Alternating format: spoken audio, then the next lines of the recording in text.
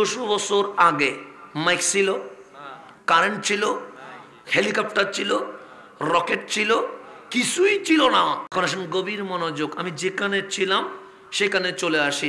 মেরাজুন নবী নিয়ে আলোচনা হচ্ছে। কার মেরাজ? নবীর মেরাজ। কার মেরাজ? 1400 বছর আগে মাইক ছিল, কারেন্ট ছিল, হেলিকপ্টার ছিল, রকেট ছিল, কিছুই ছিল না। বিজ্ঞান জানে না উপরে যাওয়া যায় কিনা। বিজ্ঞান বলছেন নবমণ্ডলে অক্সিজেন নাই। তো যেখানে অক্সিজেন নাই সেখানে মানুষের পক্ষে যাওয়া কখনো সম্ভব নয়।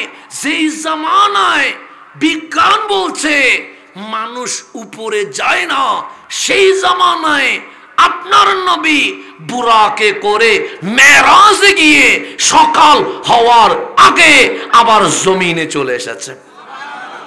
তাহলে এখন হইলে আপনি বলবেন হ্যাঁ হ্যাঁ মানা যাবে, কারণ এখন কি আছে? রকেট আছে, কথা ঠিক না?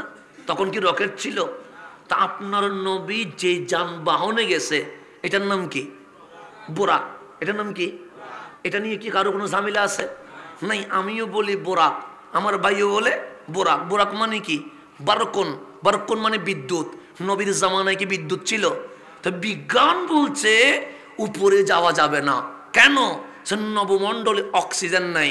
তো অক্সিজেন না হলে কি হয়? সে মানুষ অক্সিজেন না থাকলে বাঁচবে কেমনে? না বাঁচলে যাবে কেমনে? তো আপনার নবী বলে আমি যেটাতে করে গেছি এটার নাম বোরাক।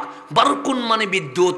আমার রসুল বলে বিদ্যুতের সেকেন্ডের গতি যতটুকু, তোমার যানবাহনের গতি যদি বিদ্যুতের গতির চেয়ে আরেকটু স্পিড হয় তুমিও উপরে যাইতে পারবা।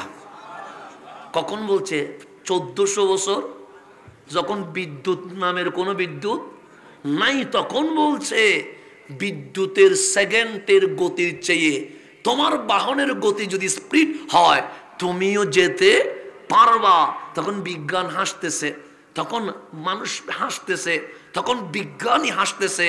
আজকে থেকে 100 বছর আগে নীল আর্মস্ট্রং অ্যাপোলো 11-র মাধ্যমে চাঁদ গ্রহ থেকে আমেরিকার জমিনে নেমে বিশ্ববাসীকে বলছে, শোনো, মুসলমানের নবী যদি মেরাজে না যাইতো বিজ্ঞানীদের পক্ষে গ্রহ উপগ্রহ আবিষ্কার করা কখনো সম্ভব হইতো না।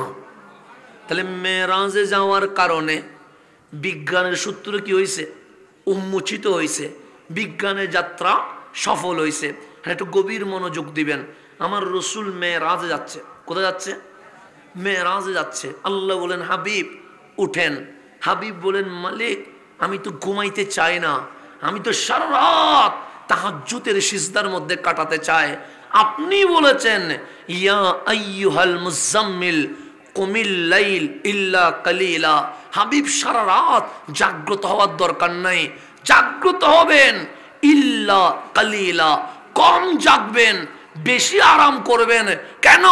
দিন বড় পরিশ্রম করেন, রাত বড় যদি ইবাদত করেন আপনার কষ্ট হবে। আপনি নবী ঘুমাইলে আমি আল্লাহর ভালো লাগে।